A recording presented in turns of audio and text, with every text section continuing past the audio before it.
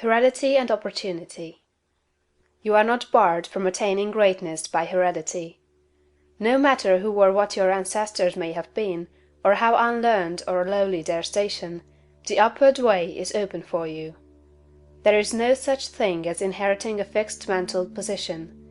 No matter how small the mental capital we receive from our parents, it may be increased. No man is born incapable of growth.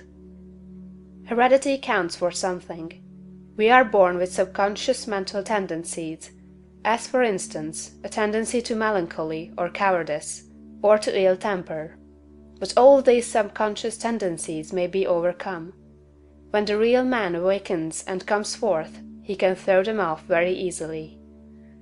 Nothing of this kind need keep you down. If you have inherited undesirable mental tendencies, you can eliminate them, and put desirable tendencies in their places. An inherited mental trait is a habit of thought of your father or mother impressed upon your subconscious mind. You can substitute the opposite impression by forming the opposite habit of thought. You can substitute a habit of cheerfulness for a tendency to despondency. You can overcome cowardice or ill temper. Heredity may count for something too, in an inherited conformation of the skull. There is something in phrenology, if not as much as its exponents claim. It is true that the different faculties are localized in the brain, and that the power of a faculty depends upon the number of active brain cells in its area. A faculty whose brain area is large is likely to act with more power than one whose cranial section is small. Hence persons with certain conformations of the skull show talent as musicians, orators, mechanics, and so on. It has been argued from this that a man's cranial formation must, to a great extent, decide his station in life, but this is an error. It has been found that a small brain section, with many fine and active cells, gives as powerful expression to faculty as a larger brain with coarser cells.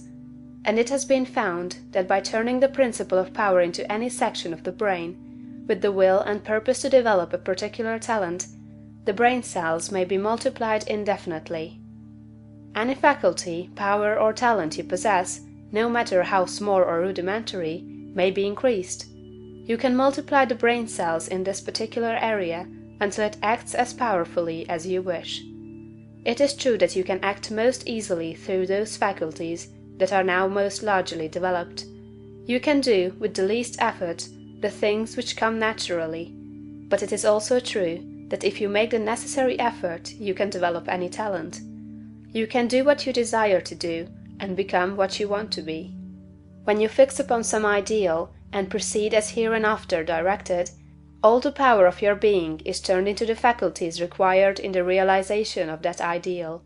More blood and nerve force go to the corresponding sections of the brain, and the cells are quickened, increased, and multiplied in number. The proper use of the mind of man will build a brain capable of doing what the mind wants to do. The brain does not make the man makes the brain. Your place in life is not fixed by heredity, nor are you condemned to the lower levels by circumstances or lack of opportunity.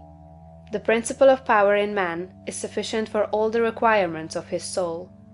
No possible combination of circumstances can keep him down, if he makes his personal attitude right and determines to rise. The power which formed man and purposed him for growth also controls the circumstances of society, industry, and government. And this power is never divided against itself. The power which is in you is in the things around you, and when you begin to move forward, the things will arrange themselves for your advantage, as described in later chapters of this book. Man was formed for growth, and all things external were designed to promote his growth. No sooner does a man awaken his soul and enter on the advancing way, than he finds that not only is God for him, but nature, society, and his fellow men are for him also, and all things work together for his good if he obeys the law. Poverty is no bar to greatness, for poverty can always be removed. Martin Luther, as a child, sang in the streets for bread. Linnaeus, the naturalist, had only $40 with which to educate himself. He mended his own shoes, and often had to beg meals from his friends.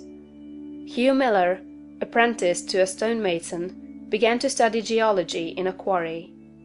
George Stephenson, inventor of the locomotive engine, and one of the greatest of civil engineers, was a coal miner, working in a mine, when he awakened and began to think. James Watt was a sickly child, and was not strong enough to be sent to school. Abraham Lincoln was a poor boy. In each of these cases, we see a principle of power in the man that lifts him above all opposition and adversity. There is a principle of power in you. If you use it and apply it in a certain way, you can overcome all heredity, and master all circumstances and conditions, and become a great and powerful personality.